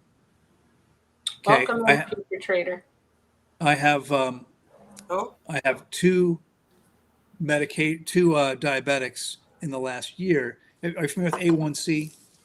So A1C is a measure. It's a test you can take that looks at your sugar levels over the course of like 3 months. Okay, and so if it's above a certain point, you're diabetic. If it's below that, you're not. If it's in a certain range, it's pre-diabetic, and then it's not. It's healthy, pre-diabetic, diabetic. I have had 2 clients in the last year get pre-diabetic A1C levels for the first time in decades. Yeah. That's amazing. And if you could just so then when you start eating again, you're going to start eating that the fruits and your like tender greens. Like, how long can people stay, or how long do you work with them on, as long as they need? Well, so typically what happens is people book their process by the week, whether it's remote. I mean, first of all, if we're talking about fasting, it's always by the week. if we're talking about coaching, and I've been coaching people for 35 years, I think, 30 plus years. We can work something out. Some people I'll see once, some people I'll see every week. There was one woman I saw for a year regularly. Other people it's once a month. It just depends on what works for somebody. But with fasting, it's by the week. And if you do a 4-week process with me, there's 28 days, 21 days fasting, 7 days of refeeding. The longer the fast is, the longer the refeeding process. So right now I've got 4 people who are fasting for 42 days or longer. I've got one guy who is currently on day 38. He's got 7 days to go to get to 45. I've got another guy who is a week behind. He's on day 31 and just asked me today if he can go beyond 42. Wow. No problem. When does this happen? Because I've never fasted, and I know Dawn has. And my thought is about losing weight and about are you going to be starving and hungry? Like from what Dawn said, she didn't feel as hungry after was it about 3 days or so the ghrelin went away after about 3 days. I think when we're hearing that, it's it sounds scary. I'm I'm ready to eat by 6 o'clock, so. Right. Well, I'll tell you, Jen, what I've always said, the harder it is. So a lot of people say to me, I couldn't, if I skip lunch, I feel terrible. Right. What I've always said is the harder it is to skip a meal, the more meals you probably need to skip. Okay. Because what's happening when you don't eat that one meal is your body begins to detoxify a little bit. You should feel fine if you've eaten nothing. It shouldn't be a big deal. I normally have breakfast at 3 o'clock in the afternoon. I'm up between 5 and 6 every day and working. By the time I had my first meal, I've done a lecture every day, every single day. I'm giving a lecture when Tanglewood's open. I've done 4 or 5 hours of calls with clients. I've seen all the clients at Tanglewood, and I've worked out. I've spent time with my staff, giving people instructions, answering questions, etc. And I feel perfectly fine. It shouldn't be and some days I don't eat anything until 6 o'clock or later, and some days I don't even eat because I'm just so busy. It's no problem. The reason people feel bad, when people think, well, yeah, but I've tried, I've missed a meal and I felt bad, and they think fasting makes you feel bad. Fasting's painful. Fasting is uncomfortable, it's challenging. That's not true. What's true is that detoxification can be uncomfortable. That's the thing that's uncomfortable. And if you have 2 options, you can go through that, or you can avoid it and leave the toxins in your body. If you want to really be as healthy as possible, you have to get the garbage out of the body. There's no other way to get there. Okay. One of the things we haven't touched on is hydration. And you're probably aware that this is something I'm really big on. I believe it's perhaps the most important piece is hydration. And there aren't many people who really seem to understand this. But here's the thing, that the old material, the existence of this stuff is somewhat controversial. Some people say it doesn't exist. Everybody who works with me eliminates old hard material. In fact, the doctor I mentioned earlier, let's see if I can maybe remember. I'm not sure if I remember where the comment was, but he messaged me today. He left on Saturday. This is a young doctor in his 30s, and he left us. So most people begin eliminating on the 4th day of the refeeding process after a long fast. Obviously, if you only fast for 5 days, you're eating enough, you might have a bowel movement the same day or the next day. But when people are fasting with me for 21 days, for most people, it's going to be on day 4 that they have their first bowel movement.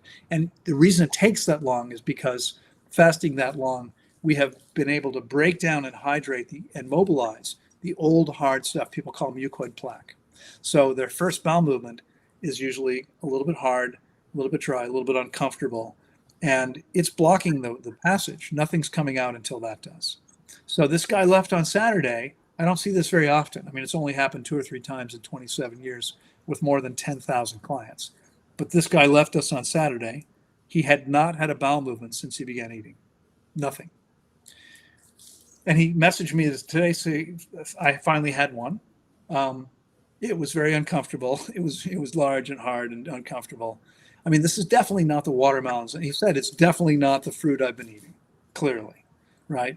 I had a woman a couple of years ago fasting with me for the second time. Her roommate came to get me one night. She was lying on her bed sobbing, and she said, I just felt past what felt like 2 chunks of concrete. Now, most people, it's not so difficult, but it can be. But the thing is, if you don't get it out of your body and it stays in there, it is harming you. Okay? The stuff that gets stuck in the body is not the remnants of apples and oranges. Okay? We're meant to eat things that are high in water and high in fiber. It's all the stuff we've ever eaten that didn't have enough water and fiber. That's what gets, and when I say it gets stuck, I mean, there was a paper published from Denmark that said in their group of, I forget, I think 50 or 60 participants ranging from 25 to 50, they determined that the average person had between 5 and 10 kilos, that's 11 to 22 pounds of material stuck in their body. Wow. 11 to 22 Okay, pounds. so check this out. I do daily enemas. What do you think about that? I looked it up once to see if it was a healthy thing to do, and I got all kind of affirmations on it. Right. Well, Jen thinks I'm crazy, but I do daily enemas. Have you ever heard of contrarian investing? No.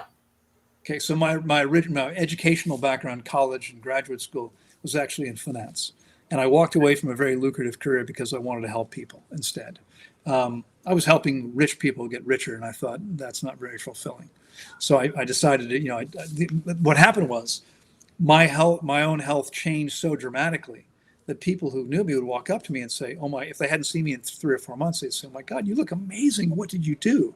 And then they would say, can you help me? Or can you help my kid? Or can you help my parent? Or can you help my partner? And that's how I started coaching people. But contrarian investing is doing exactly the opposite of what everyone else is doing. And it works most of the time because people are usually wrong. The crowd is usually wrong. So if everyone's saying it's a good thing, it's not necessarily a good thing. Here's the problem. Have you heard of the gut biome? Yeah. Okay, so the gut biome is 10 trillion bacteria, 10 trillion bacteria that live in your colon. Yeah. Okay, they weigh 3 pounds. There's 3 pounds of bacteria living in your colon. Crazy, because they're microscopic things, and there's 3 pounds of it. Weighs as much as your brain. It's called the second brain. Okay, and when we do an enema, we lose some of these bacteria. We flush them out. We alter the pH of the colon, and we make the bowel weaker because the bowel is lined with muscle. And so there's a good rule of thumb that you want to understand, Don. I would say that every time we manipulate the body in any way, we're creating unintended side effects. So if we give the body a crutch, let's say you break your leg. You ever break your leg? No. Okay. If you break your leg, I have. Broke my arm once. Okay. Well, with an arm, you don't necessarily need a crutch unless you walk on all fours. So My ankle pretty that's bad. how I birthed that kitten, remember? Right. That's right. Exactly. So, if you break a leg, you might be using crutches to get around. And that's great. It helps you. But what would happen if you never put the crutches down and use the leg again? I'm just going to give it 5 more years so it can really heal. What would happen? Remember House Bunny, the girl that had the little, she had some type of body brace on. And Okay. it's so crazy, the scene that they said, have you ever tried when were you supposed to take it off? She was like 5 years ago. And they're like, well, what are you addicted to? She's like, it's my comfort zone. Well, she was trying to meet this guy and he was jogging by her and they were inspiring her. They said, go run after him. And she's running in this tin suit. And all of a sudden she slow motion. And then next thing you know, she's breaking free of it and running like Forrest Gump. And she catches up with him. She's like, oh my God, I'm running. And look at hey, how are you? And she meets the guy and right. It's awesome. Well, so often what happens, if you never put the crutches down, you would lose all the muscles in your leg. They would atrophy. right? Eventually, after enough time, maybe your body would say, you know what? Let's just leave the leg here. It's not doing anything for us. We're just carrying it around. It's a dead weight. Let's just drop it off. Okay. I mean, that may or may not happen. But the point is, crutches can be useful, but we want to let go of them as soon as possible. Okay. So an enema is a crutch. Your body should be able to eliminate all by itself. But every time you do that, you're actually making your system weaker. I met a guy once, many years ago, long before we had Facebook and these things. There was a bulletin board site. It was a group I had been invited to join as the raw vegan expert. This was like 25 years ago. And because I'm in November, I'll celebrate 32 years living on a fruit-based diet. And that is amazing. This guy said to me, someone had asked me, do you use enemas and colonics at Tanglewood? Which at the time, we're 27 and a half years old. We were like 3 or 4 years old. So it was like 23, 24 years ago. And I said, no, we don't. And I explained why. And this guy said, I respectfully disagree with you. He said, I've used an enema every day for 25 years, and it keeps me regular. And my response was, I think regular means you could have a bowel movement without assistance. Okay, he probably couldn't. He probably lost the ability. Be careful. Okay, if you keep doing this, you're yeah, I've been doing it for 4 years, and I wondered about that. And it was so weird because the other day I had an elimination without it. Well, here's what I do. I go first, naturally. Then I do the enema afterwards. I don't do it before I go naturally. I never recommend enemas. I had a problem the other day, and it was like for the first time I could feel it kick in where it was pushing, and I'm like, wow, wait a minute. I haven't had that happen in a while. And it's so funny you said that because I was thinking, wow, wait a minute. Am I losing the ability to do that by doing enemas every day? Because you probably are. You probably are. And here's the thing. I'm a colon cancer survivor, so I don't want to be messing up my colon. No, you don't. You don't. You want to give your body the optimal conditions to create the perfect environment, and then you want to leave it alone and stop messing with it. Okay? And here's the thing. I mean, people think, yeah, but I'm getting all the stuff out. Well, we hold the old material. It gets stuck not in the colon, in the small intestine. That's where it gets stuck. Guaranteed, that's what's happening. It's getting stuck in the small intestine. So it's not really even useful. I mean, if we're flushing out the colon, that's not where all this stuff is. Right. There might be a little bit in there, but that's not where the bulk of it is. So you'd be much better off. I mean, and here's the thing. Even if you have negatively impacted your body's ability to eliminate properly as a result of 4 years of enemas, if you fast long enough and properly, you will regain proper function. We see this over and over again. We have, again, almost 100% success with Crohn's disease and ulcerative colitis. I mean, the body heals. But imagine for a second, okay, ulcerative colitis. What is that? What's ulcerated tissue? Well, imagine that you fell off your bike and skinned your knee, okay? You skin the knee, right? That's ulcerated tissue. Now imagine that every day you rub it real hard. How well is it going to heal? Not very good. How's it going to heal if you're doing that? If you have ulcerated tissue in the colon and you're eating, how can it heal with the stuff going through there? We need to stop eating for it to heal. When people do that, it heals almost every single time. Okay? And it's true with almost all lower GI tract problems. And the body can heal these things if we give it a chance to. That is just a really good analogy, like you just mentioned. If you think about it, when you cut yourself, right, you let your body do its work. You don't continue to cut yourself. So like eating the same thing, doing the same thing is not going to heal. And like, in fact, I think it's like a lot of people don't realize, even like, and I've gotten to the point where I'm looking for the optimal diet, but people don't realize just in the basic way that we're told to eat, we're putting, we're blocking our arteries over time. And when you're eating a high meat, saturated fat diet. And could you just tell us, I heard you say this before, but for everyone else, is there nutrients in meat that you need to get? The answer is yes. There are nutrients. There are nutrients in meat that we need. But I think you wanted to ask a different question. Maybe I think the question you wanted to ask is: are there nutrients in meat that we can't get from anything elsewhere? Yes. Right. Yeah, I would say the only things you can get from eating animal products that you can't get from eating a diet of whole, fresh plant foods are cancer and heart disease. I knew it. I'm beginning to know how your mind works. I knew that's where you were going Yeah. with that. I mean, think about this for a second. You know, it's crazy. It's crazy. There's these people. Perfect setup. There's these people out there saying, no, you don't get anything from plants. You get everything you need from meat. Where do you think the animals get the nutrients they need from?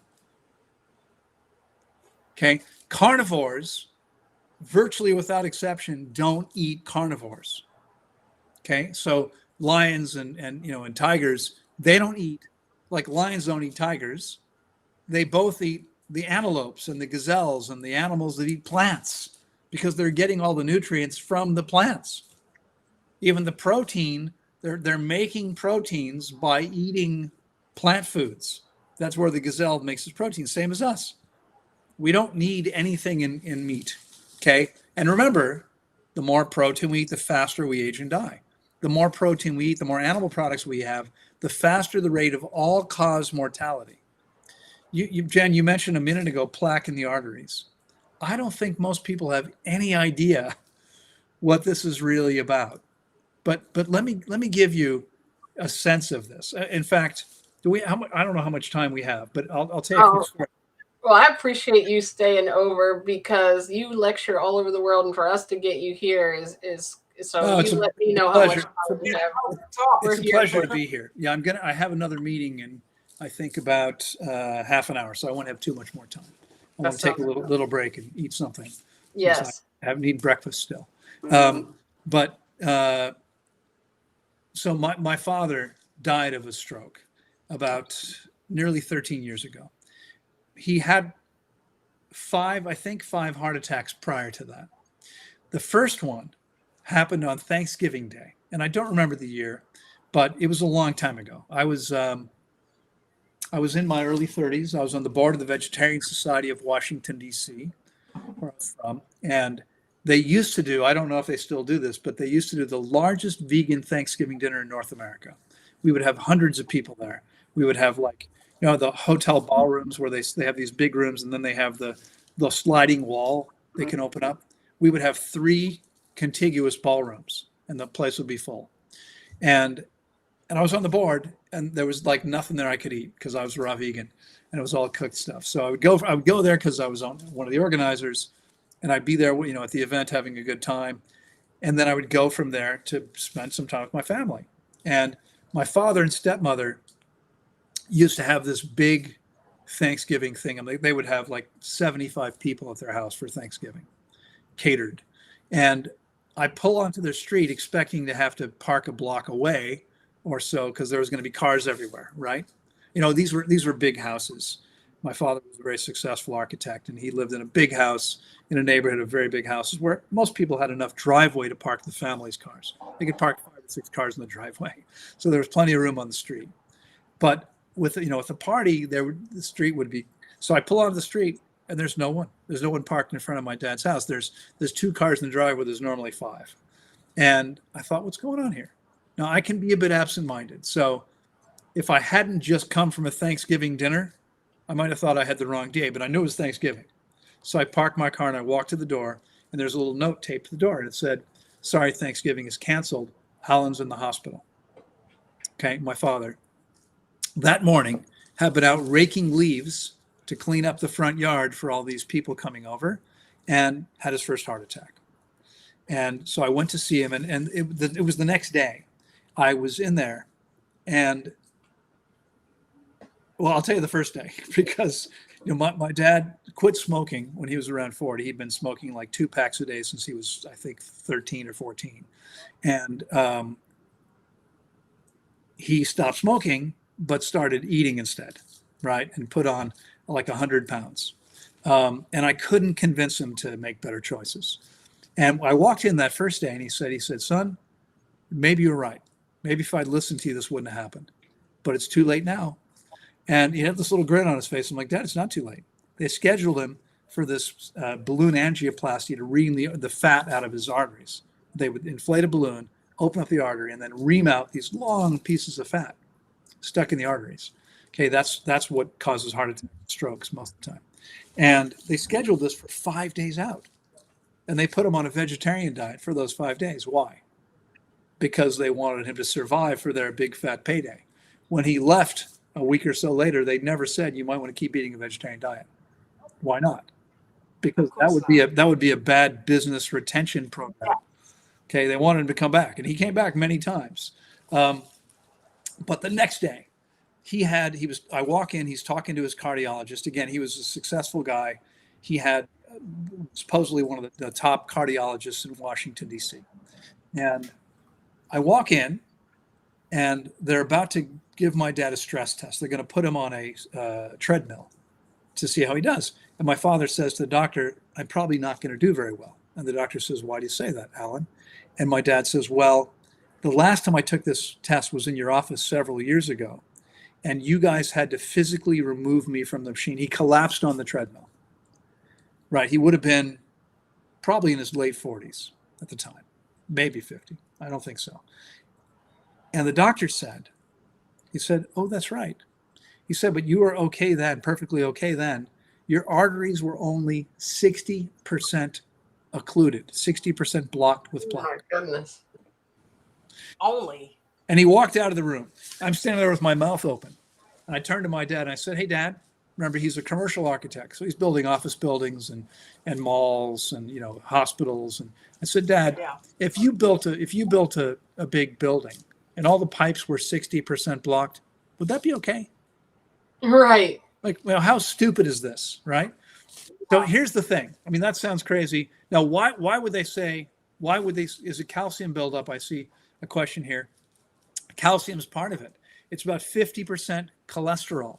And the body produces cholesterol because we need it for various things. It becomes problematic when we're eating it. Where do we get cholesterol? Animal products only. Right. Plants do not have cholesterol. Okay. Our bodies make cholesterol. The cows' bodies make cholesterol. All animals make cholesterol because they need it. We shouldn't be consuming it, though. When we eat it, it causes all kinds of problems for us. So it's about 50% fatty material, and there's some plaque and some calcium, et cetera. But so in the latest studies, well, these studies actually go back a ways. It's probably gotten worse because diets have gotten much worse. Okay, today, the average person in North America gets 61% of their calories from ultra-processed food. But you go to the gas station, and there's a rack of stuff in a cellophane package. The average person is getting 61% of their calories from ultra-processed food. That statement would be equally true if the word food was eliminated, because it's not food. Yeah. Ultra-processed crap is what people are eating, most people. The average, let's see, I think 25 and under, the average person gets 65% of their calories from this crap. Okay. So these studies the first one looked at 14-year-olds. This is probably 25 years ago. They looked at the average 14-year-old in North America, and they found their arteries were 40% blocked by the time they were 14. The more recent study, the average 9-year-old's arteries were 30% blocked with plaque at the age of 9.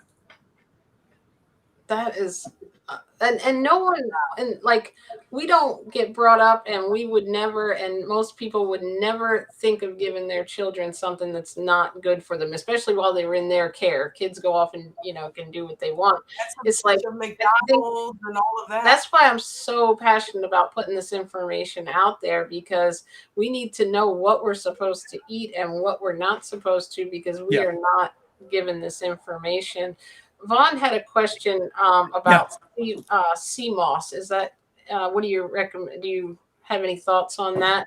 And welcome, future trader Buddha. Welcome in. Hey, and trader here, Buddha. I saw someone else.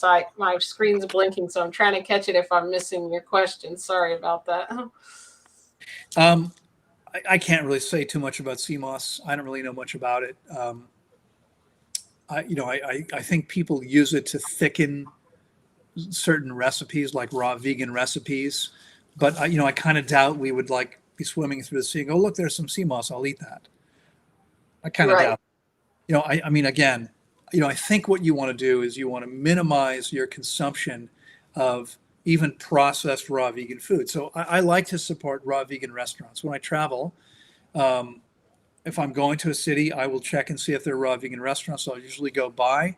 I'll usually have, I'll have a meal there. Sometimes I'm somewhat particular about what things I'll eat and which things I won't eat. But anything that's been processed, at all, even if it's raw, not really optimal. Okay, so sea moss is okay, but it's probably not something you want to be consuming very often. Okay, you want to stick to mono fruit meals, one type of fruit at a time, because remember, as I said earlier, when you eat something, your body is taking a measure on the tongue of what's present. So if I eat a grapefruit, I say, oh, that's a grapefruit. It says, okay, well, there's this much vitamin C, and there's this much citric acid, and there's this much protein, there's this much fiber, and this much sugar, and this much fat. It does all of that, and then it creates the perfect environment in my stomach to digest that. If I eat a banana, the exact same thing happens. The thing is, the environment for those two foods is that we need to digest it perfectly is completely different. So if we eat them together, we're not going to digest either one of them very well. Now, a lot of people say, oh, come on, food combining doesn't matter. Anyone who thinks food combining doesn't matter is living in a not very healthy system. Because if you get your system clean, you can tell the difference right away. Makes a big difference. Okay, so your fruit meals should be mono, ideally. Okay, my meals are typically just watermelon, or just, when I'm home, just papayas, or just pineapples, or just mangoes, just my favorite type of banana, or simple green salads. And when I say simple, usually, and again, there may be exceptions sometimes, but most of the time, my salads won't have more than 4 or 5 ingredients in them. And the fewer ingredients, the more easily the body can digest it. And the more easily the body can digest it, the more we get from it, the more we absorb the nutrients into our bodies with the least amount of energy. And that's the idea. We want to be as efficient as we can. Now, don't get me wrong. When I talk about efficiency and all this, it sounds like, well, it's just a mechanical process that we do to live. Yeah, it is, to some degree. But we're natural frugivores, right? We're meant to live on fruit. Every time I eat, I mean, of course, not all fruits are as good as others, but like 75% of the time I sit down to eat a meal and I think, oh my God, this is the most delicious thing I've ever eaten. Yes. Then the next day I have the same experience, and I have the same experience every day. Like, don't you get bored? People, no, not at all. Are you kidding? Yeah. Not at all. I get to eat the most delicious things on the planet over and over again. Exactly. And I feel the same way. I do it every evening. I'm just like, I'm like, oh, I can't wait to eat. And I eat literally the same thing. And, I'll agree with you. I know we got to wrap this up, but I've been watching a lot of your videos. And when I found your videos on mono meals, it really does make a difference for me now, because I eat one thing at a time, and I find that it really does feel better. And I don't feel tired. Like sometimes when I mix fruits, I was feeling tired after I eat. And I don't eat either until late in the day, like 2 or 3. And literally sometimes now that I'm eating mono meals, I still have my same energy. So I guess my body was showing me that it was using energy that I didn't need to digest all the food. Exactly. And I mean, it might have also been that there were some byproducts from poor digestion that were affecting you. And you tend to eat more. The more different flavors you combine, the more likely you are to overeat. So what you want to do is eat as little as you can, no more than you need in order to get your needs met. When I did the 20-day fast, I just kind of jumped into it years ago. Do you do that, or do you recommend winding down? I recommend that people optimize their diet for at least several weeks before they start. So if you're not anyone who's not already eating optimally would be better off going to a diet of fruit and simple salads. And the thing is, let's say you're eating conventionally today and you want to do this thing. Okay, so if you're willing to, for 3 or 4 weeks before, at least 3 or 4 weeks before, you can do it much longer, but for at least 3 or 4 weeks, keep your diet as simple and as clean as you can. Don't beat yourself up if it's not perfect. Okay, if you're making improvements, and this is a piece I think I sort of glossed over earlier. You had said something, Jen, I wanted to comment on, but if you're making improvements, great, it's better than it was before. And this is the thing. Most people, people try, let's say they make some change to their diet and they'll say, oh, I feel so much better. Like they think they found the Holy Grail. Okay. Our amazing bodies are always attempting to take our health and vitality to the highest level possible. So as soon as we improve anything at all, we're going to get healthier. Okay. If do you remember Supersize Me? Yes, that was so Okay. great. For anyone watching, if you don't know this, Supersize Me was a documentary that came out like 25 years ago, I think. A New Yorker named Morgan Spurlock decided he would do this, where for 30 days he would eat nothing but McDonald's, right? Yeah. And before he started, he went to a doctor, I think a nutritionist, maybe a personal trainer. I don't remember if there might have been one more professional. And he said to them, "What do you think about this?" And they told him things like, "Well, your triglycerides will go up, your cholesterol will go up a little bit, but no big deal, you'll be fine." And 2 weeks into it, Has it been that all long? of the, say again? Has it been that long? I think it's been about that long. Yeah. Wow. Yeah. Time flies, right? Yeah, time flies. So 2 weeks into it, he completed the process. He got very sick by the end. But 2 weeks into it, they were all begging him to stop so he didn't die. Okay. And by the end, he was pretty sick. His girlfriend was a vegan nutritionist and helped him clean up and get back on his feet a little bit. So let's just imagine at the end, he thought, "Oh, you know what? I think maybe McDonald's 3 times a day, that's not the healthiest diet. I have an idea. I'll try McDonald's twice a day plus a large green salad for dinner. Organic, right? Healthy." What would likely happen? You would have Well, felt better with the he salad. he might have gotten a little healthier. Is that because McDonald's twice a day plus a salad is a healthy diet? No, it's not healthy at all. It's just better than what he was doing before. And this is important because people change something and they feel better and they think, "Oh, this is it." Not necessarily. Okay. I guarantee people the highest level because I have experimented with everything.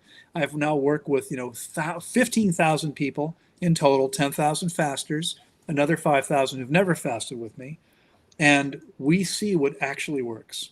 Okay, I know what works best in the human body if you get the body functioning properly. I guarantee it for every single person listening. If you want to feel and function the best that you can do that. I can't guarantee everyone perfect health because we don't know how much damage you've already done, right? Sometimes it's hard to repair completely, but you can take your health to the highest level that's possible for your body if you're willing to do what you need to do. And the key is going to be, you've got to get the garbage out. You've got to give your body the optimal conditions to cleanse and heal. And one of you, I think, said, I can't remember who it was, said something about this, but you were talking about animals. Your cat or dog, if it's badly enough injured or gets sick enough, will refuse to eat. Oh, yeah. Every species will refuse food because they instinctively know, I can't heal if I'm doing that. Right. Okay? And we're not hungry, coming all the way back. We're not hungry because your body's living on your fat. That's why you have it. Your body's living on fat reserves, so you get everything you need. Oh, that's what it was. I meant to ask you this because I watched this on your video, and I know you got to go, but I was so curious. Okay, so when you're fasting, your body goes to burning muscle first? Because I think Fung said it goes to fat after all the triglyceride, all the glucose is burned. Well, we measure and we can see muscle going down. And the reason this happens, this is the science. The reason this happens is very clear. Your body is set up to run on sugar. Okay. And it's looking, and it's funny because people, the ketogenic diet, you're better off running on fat. When you stop eating, what is your body looking for? Sugar. It's looking for sugar. It goes to your digestive tract for the first 12 hours. Once that's gone, it goes to your liver for glycogen reserves, which are converted to glucose. You got fat. I promise you, everyone's got some fat. I'm pretty lean, but you've got to have 2.5% fat just to survive. Okay. Very, very lean people are probably 5-6% fat and could fast for 6 to 8 weeks on that little amount of fat if they do it properly. So your body has the fat, but it's looking for sugar. It wants sugar. That's its preferred source of fuel. Once it begins to run out of sugar, you can't find any, it says, well, okay, there hasn't been any food for a couple days, but actually it's only about 24 hours in. No food for 24 hours. You know what? I'm just going to convert a tiny amount of muscle into sugar. It's a chemical conversion process. Okay. It's called gluconeogenesis. It means new sugar production. We get it from our tissue. The body converts tissue into sugar. Why? Because we're set up to run on sugar preferentially. So we could run on fat, but that's a whole different process. So the body says, you know, I'm just going to take a little bit of muscle. Now, after a couple of days of that, by the time you're about 3 days in, your body says, okay, you know what? Still no food. I don't want to lose all the muscle. Maybe it's time to start burning fat. And fat consumption goes up, muscle consumption comes down. It takes 10 to 11 days to get to the point where you're fully into the process, and it's mostly, you know, it's the highest amount of fat and the small. There's always going to be some muscle because your brain, your spleen, and your reproductive organs all need some sugar. And we don't get much sugar from fat consumption. Okay. But it's true that we start off with muscle and then muscle consumption goes way down if you are resting. The more active you are, the more muscle you lose. Do you think that, I mean, are there people that come to you just to follow the Thank you, by the way. fruit-based diet, or do people always, do you always have them fast? Well, I encourage everyone to fast if they're willing to, but I've, you know, a third of my clients are people who've never fasted because they weren't willing to. They didn't feel Right. ready. They were afraid to, whatever it was. And so I'm coaching people on optimal choices. But anyone who is able to fast and is willing to fast, it's the single most powerful and beneficial thing you can do. You know, I Yeah. talked about hydration before, and I, you know, again, we sort of touched on this, but not much. Until you get the old stuff out of your small intestine, it sits there like a giant sponge. You can't get hydrated as long as stuff is in there, because when you eat and drink, it's absorbing water. At night, when you're not eating and drinking, it dries out again. The next day, it absorbs water. Then it dries out again. You can't get hydrated until you get rid of it. And that's why you don't recommend dry fasting. I don't recommend dry fasting because it's ridiculous. Okay. Because I agree. I mean, listen, I I've had 2 clients and 2 other people I know are all dead now because they dry. These are ex-clients who, you know, they're former clients. They went on and they thought, well, okay, that was good with Loren, but this dry fasting is much easier, much more powerful, I've heard. And they've died as a result. Dry fasting guarantees you that you become incredibly dehydrated. We measure hydration levels of everyone who comes in. We measure every day. And generally speaking, people are more dehydrated every day because of what they eat. So if a 65-year-old comes in, they're likely to be more dehydrated than a 25-year-old, even if they eat better than the 25-year-old, only because they've been on the planet for much longer and probably for most of their life didn't eat perfectly. They might be eating perfectly now, but they didn't always do that. So, but if we look within an age group, let's say 25 to 30-year-olds, the most dehydrated people are always going to be the people who've been dry fasting. Okay? Always. The second most dehydrated people are the people eating a perfect diet, not drinking enough water. And a lot of people now, they think, well, I'm getting all my water from my fruit. I don't need to drink. You do. You need to be drinking water too. Until you get that stuff out of your body. Once you get it out of your body, you'll need much less water. Okay? But you still need to be sipping water. Absolutely. Critically important. So, yeah, I mean, dry fasting, you know, what happens, and it's interesting because, again, if you're dehydrated, can you detoxify? Nope. Water's the universal transport medium. Everything is, whether you're eliminating toxins through your urinary tract, through your colon, through your breath, through your skin, through mucous membranes. Mucus is 99% water. Nothing's moving without sufficient water. So if you dehydrate the body, your body can't detoxify. If your body can't detoxify, how do you feel? Feel good. There's no symptoms. But it's not that there's no symptoms because your body is cleansed and healed. It's there's no symptoms because your body can't cleanse and heal. This is not a good thing.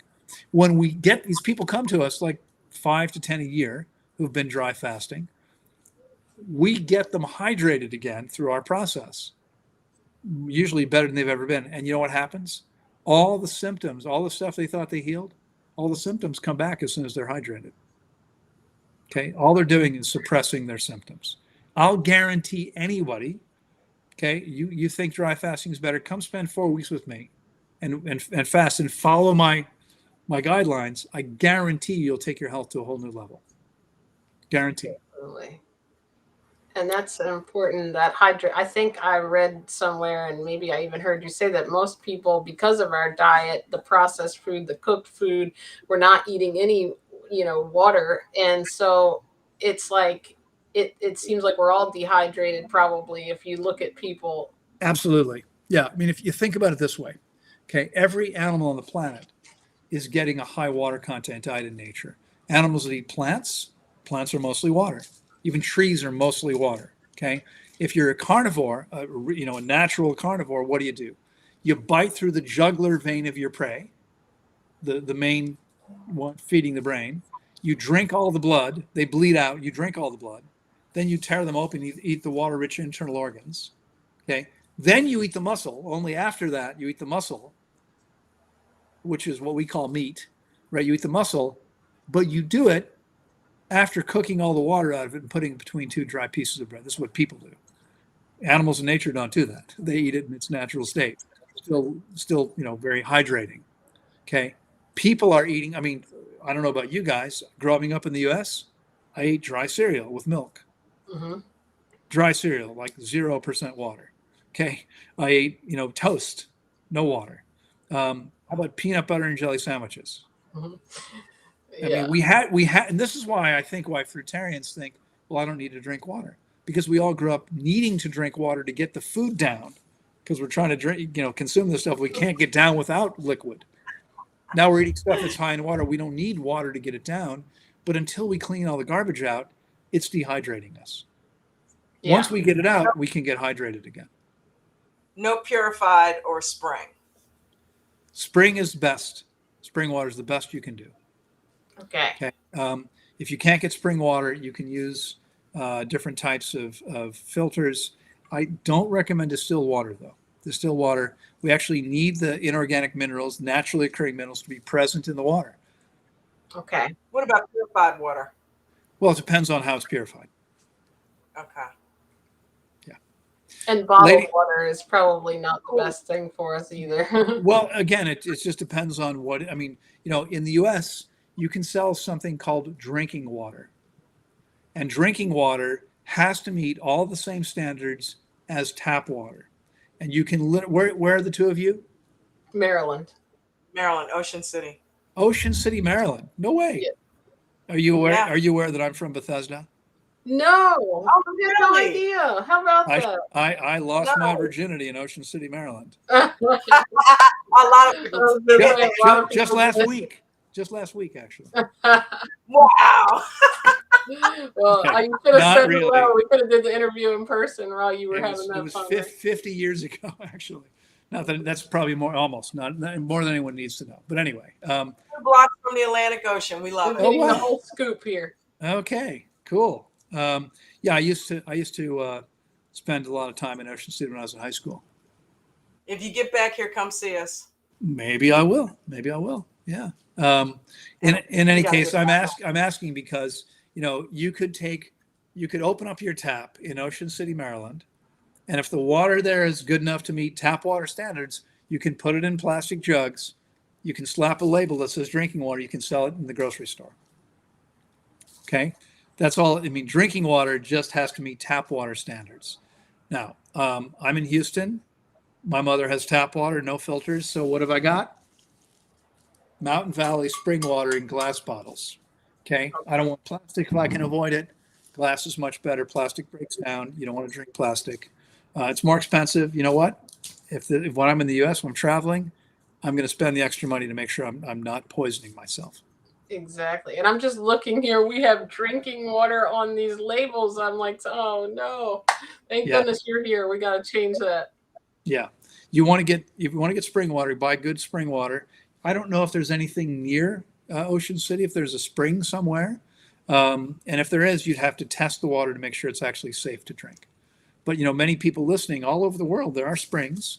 Even in we were drinking Deer Park at one point. Say it again? We were drinking Deer Park at one point. Uh-huh. But once again, that's plastic. Right, so. right. Anyway, ladies, I've got to go. Got another call I've got to get to right now. Thank you so much. My pleasure. Thank you so much. Take care. Thank It was my pleasure. This has really been a pleasure and a blessing to have you. So my pleasure. Always be happy to do it again.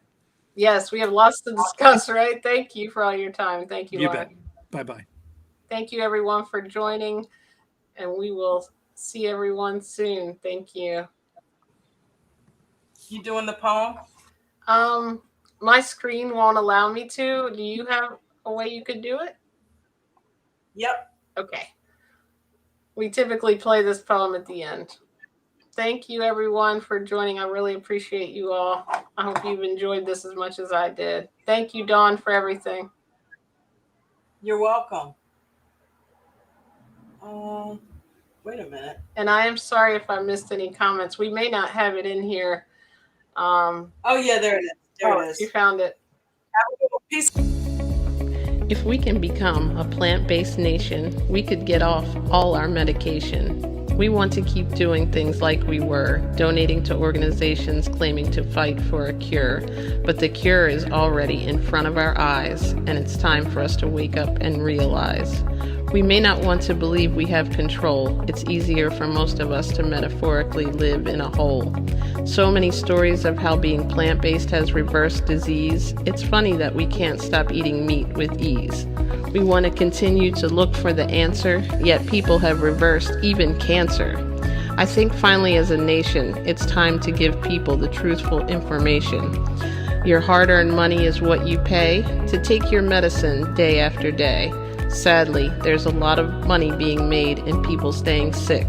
This has to finally make something click. We have to have this revelation that a cure means not selling medication. There's so many myths and misconceptions, but it's eye-opening once you make the connections. That meat and dairy are causing insulin resistance, it's not sugar and carbs causing diabetes, for instance. Scientifically, our bodies are not set up like carnivores. We model those who eat plants. If you can heal, why not give it a chance? You follow your car's owner's manual for what gas it takes, yet for our bodies without care, we feed it steaks. That's like giving an unleaded car diesel to drink. Our bodies will reject it, don't you think? I'm not here to tell you what to do, but to be a voice, that when it comes to your health, you have the choice. With just a few adjustments to your diet, I can help if you just want to try it. I've found testimonials that people have reversed every ailment and disease by simply eliminating meat, eggs, milk, and cheese. There's a tasty substitute for all the things you already eat. You can get all your nutrients without eating meat. Save the animals, the environment, and yourself just by making a few different selections off the grocery store shelf. It's never too late. I've seen it work at all age ranges. It's my passion, and I can't wait to hear about your positive health changes. It's time for the world to wake up and heal, and you can start with your very next meal.